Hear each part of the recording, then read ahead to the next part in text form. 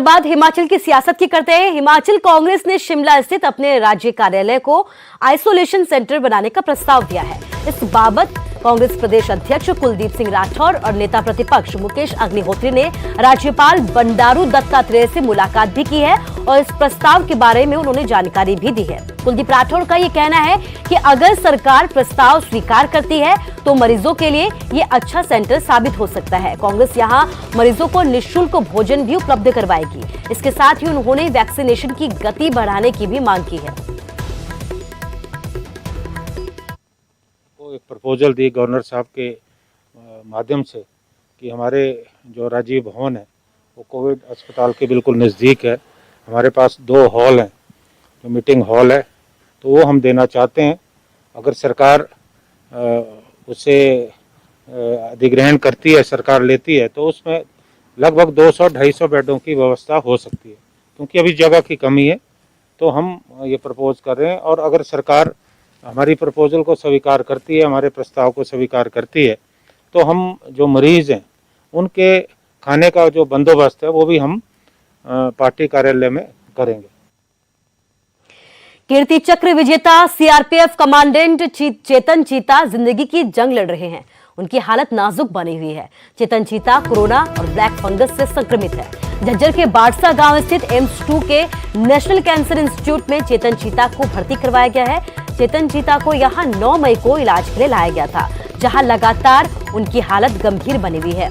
उनकी हालत गंभीर है, यही वजह है कि 31 मई से उन्हें वेंटिलेटर पर भी रखा गया है। चिकित्सकों की माने तो उन्हें बेहोशी की हालत में रखने के लिए दवाएं दी जा रही हैं। उनका ऑक्सीजन लेवल 94% है, मगर संक्रमण उनके फेफड़ों में 100% तक फैल चुका है। चेतन चीता का ब्लैक फंगस का सफल ऑपरेशन भी हो चुका है। आपको बता दें कि 2017 में कश्मीर के बांदीपोरा में आतंकियों से मुठभेड़ के दौरान उन्हें 9 गोलियां लगी थी। बावजूद इसके उन्होंने मौत को मात दे दी और ठीक होकर फिर से ड्यूटी पर ज्वाइन किया था।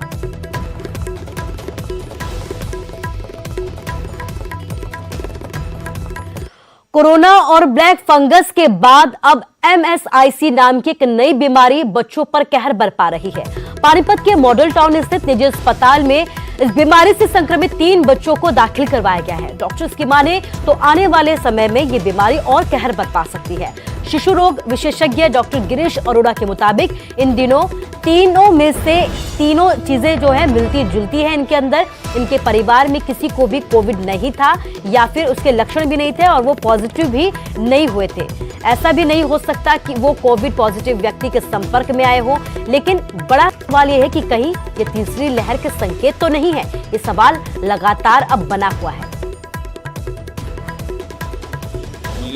जो समझिए एक तरह का पोस्ट कोविड सिंड्रोम है कि ये वो उन बच्चों में देखा जाता है कि जिनका कोविड वायरस को एक्सपोजर पिछले 1 से 3 महीने में ऑलरेडी हो चुका है। उस टाइम पे हो सकता है इन बच्चों में कोई सिम्टम ना आए हो या हल्का फुल्का फीवर होकर ठीक हो गया हो।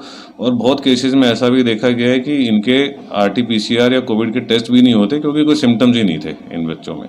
लेकिन अब वो सिम्टम्स 1 से 3 महीने के बाद जब ये बच्चों में इस तरह का ये MISC के रूप में आता है और फिर हम एंटीबॉडी टेस्ट कराते हैं तो उसमें पता चलता है कि बच्चे का ऑलरेडी एक्सपोजर हो चुका है और प्रॉपर